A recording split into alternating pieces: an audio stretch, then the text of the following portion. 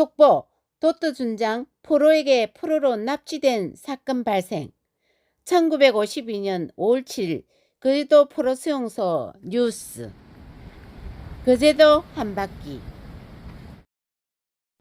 안녕하세요. 이박아짐의 옥명숙입니다.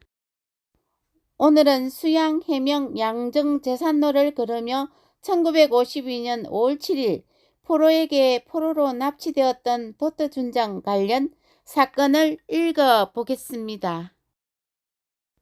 자료 출처 경남 향토사 총서 6.25 70주년 특집 경남 향토사 논총 제30집 2020호에서 발췌. 도트 준장 납치 사건.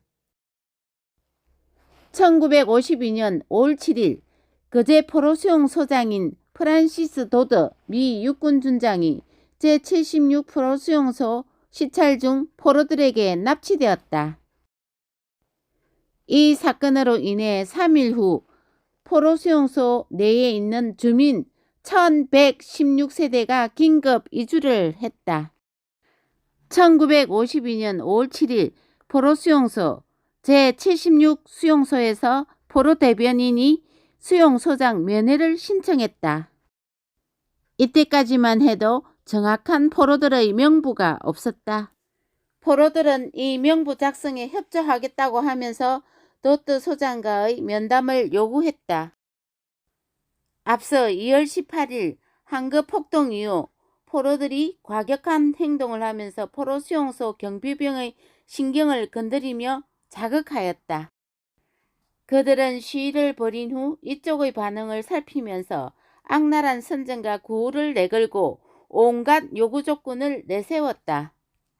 포로들은 유엔군이 민주적이고 인도주의적으로 포로를 보호하고 있다는 사실을 잘 간파하고 있기 때문에 일부러 포로를 감시하는 유엔군을 자극시키는 행동을 일삼고 있었다. 이런 그들의 행동을 한국군 측에서는 너무나 잘 알고 있었다.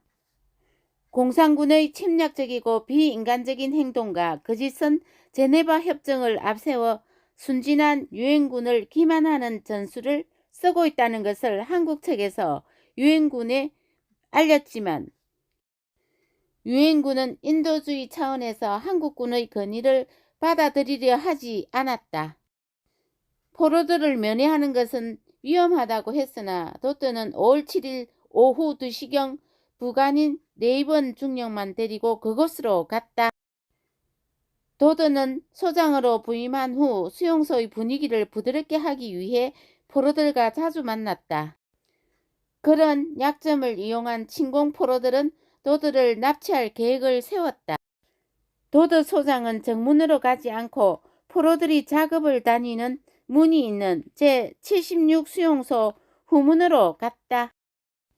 이때 포로들이 작업을 나갔다 들어오면서 20여 명이 도트 소장을 에워싸고 안으로 떠밀고 들어갔다. 방심하고 있을 때 순간적으로 당한 일이라 어찌할 수가 없었다. 레이번 중령은 얼른 전신줄을 안고 발악을 하는 바람에 납치는 겨우 면했다. 너무나 순간적인 행동이라 미군 경비병들도 구출할 방법이 없었다. 오후 7시경 제76 수용소에서는 각 수용소 대표 임용식을 모이게 한 후 인공기와 중공기를 달고 이 학구를 위시한 대표들이 도트를 환영한다고 분열 행진까지 했다. 이 사건으로 미 제1군단 참모장인 콜슨 준장이 소장으로 부임했다. 콜슨은 도트 장군을 석방하라고 했으나 포로들은 도트를 살해하고 동시에 전 수용소 폭동을 일으키겠다고 협박을 해왔다. 콜슨은 이들의 위협에도 처음에는 반응을 보이지 않고 도트 준장을 석방하고 제네바 협정에 의한 포로들의 대우를 해달라고 했다. 그러나 포로들은 콜슨의 이와 같은 말에 무감각한 태도를 보이며 도트를 석방할 테니 요구 조건을 들어주는 7개항에 서명을 하라고 오히려 협박을 했다. 콜슨은 도트를 살리기 위해 5월 10일 그들의 요구 조건에 서명을 했다. 이 서명서는 그들의 요구에 따라 3번이나 고쳐 썼다. 1. 요구사항 제1항에 관하여 본인은 유엔군이 다수의 포로들을 살상한 혈서 사건을 시인한다. 2. 본인은 국제법에 의해 장차 본 수용소 포로들을 인도적으로 대우할 것을 약속한다. 3. 나는 장차 이러한 사건이 발생할 때는 본인이 책임을 지겠다. 4. 요구사항의 북한 공산군 및 중공 의용군들의 자원 송환 문제는 판문점에서 토의되고 있다. 본인은 휴전회담에서의 결정할 이 문제에 대해서는 권한이 없다. 5. 요구사항 제3의 강제심사에 관해서는 도도준장이 무사히 석방되면 본 수용소 포로들에 대한 강제심사나 재무장 또는 개인심사가 없을 것을 확인한다. 6. 요구사항 제4항에 있어 도도준장의 동의와 본인의 승인을 얻은 세 측에 의해 포로들로 구성된 포로 대표단을 조직할 것을 승인한다. 7. 본인은 기측의 요청에 의해 이 회담을 접수하면 가급적 속히 오늘 오후 안으로 도도준장을 무사히 석방하겠다는 양해 하에 본인이 서명한 이 서명회답을 도도준장을 통해 기측에 전달한다. 콜슨 준장의 서면 각서를 받아낸 포로들은 마침내 도도장군을 풀어주었다. 보터너 준장 수용소 무력 진압. 콜슨 준장의 이 같은 각서 사건으로 유엔군의 사기는 실추되었다. 이 책임으로 콜슨 장군은 1계급 강등당하여 5월 12일자로 해임되었고 그 후임으로 미 제2사단 부사단장인 헤이든 L. 보터너 준장이 부임해왔다. 도드와 콜슨은 대령으로 강등되었다.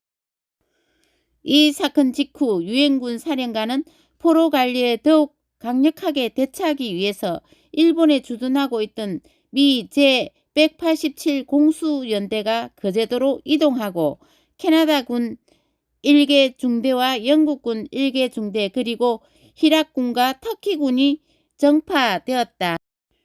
도드 준장이 납치된 후 포로들은 기세 좋게 인공기를 달고 미군을 모욕하는 프랭카드를 내걸고 매일같이 시위를 했다.